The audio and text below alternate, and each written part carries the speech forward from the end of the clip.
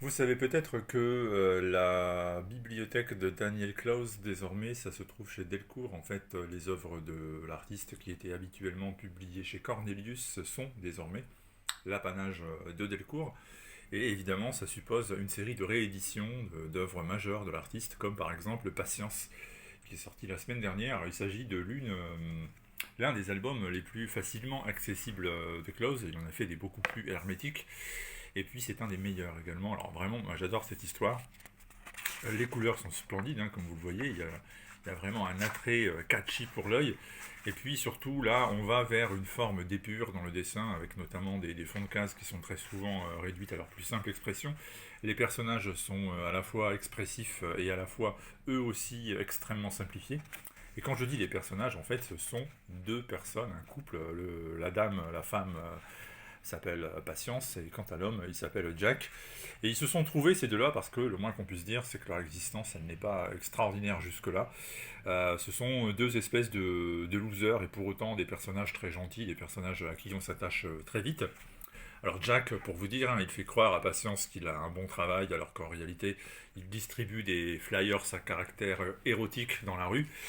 Et bon, bah voilà, c'est pas forcément quelque chose d'extraordinaire quand on veut fonder un foyer. Quant à Patience, elle a une série de rencontres derrière elle, une série d'histoires avec les garçons qui n'est pas très reluisante.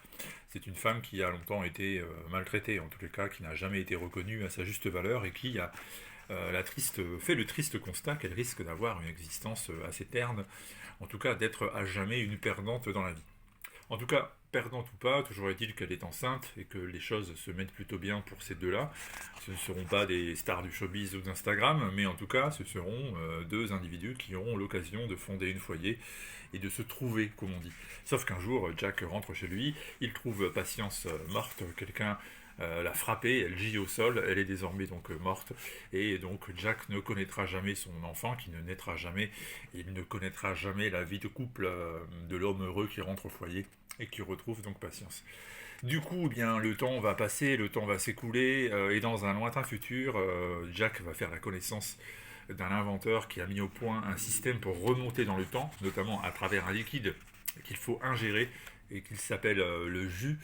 Et notre Jack, qui est devenu entre-temps une espèce d'individu ultra motivé qui va devenir de plus en plus violent et se transformer presque en une sorte de robot Terminator dans son aspect et dans sa façon d'agir, eh bien Jack remonte le temps, il repart en 2006.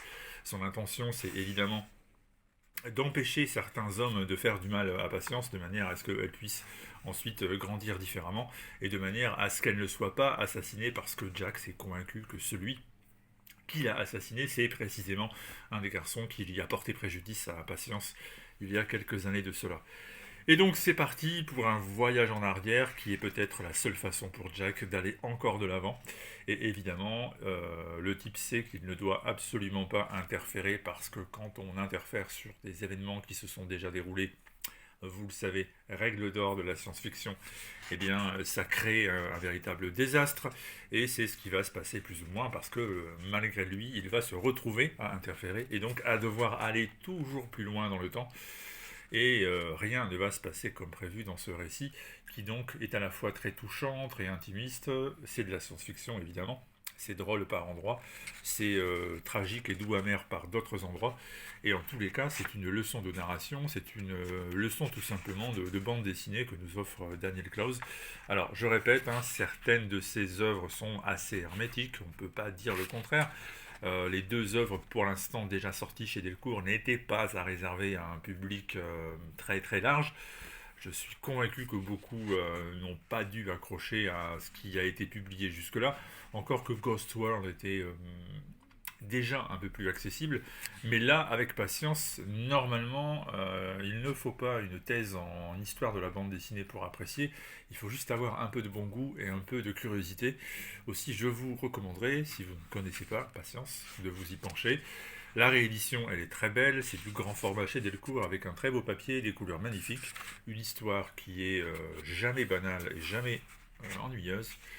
Bref, si jamais je n'ai qu'un conseil à vous donner, si vous voulez lire un truc superbe ce week-end ou dans les jours à venir et que vous ne l'avez encore jamais fait, c'est d'aller faire un tour chez Delcourt et vous allez trouver cet ouvrage qui est très beau de la couverture, qui s'appelle Patience. Et nous, on se donne rendez-vous très vite, dimanche, pour une autre vidéo. Il est même possible que je vous montre une collection complète qui vient de sortir il n'y a pas très longtemps. De quoi je parle? À bientôt.